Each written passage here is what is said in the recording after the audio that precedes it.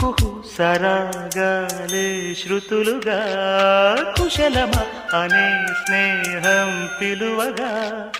కిలకిల సమీపించే సడులతో ప్రతి పొద పదాలే పలుకగా కునుకురాక బుట్ట బొమ్మ గుబురు గుందని వనములేచి వద్దకొచ్చి నిద్రపుచ్చని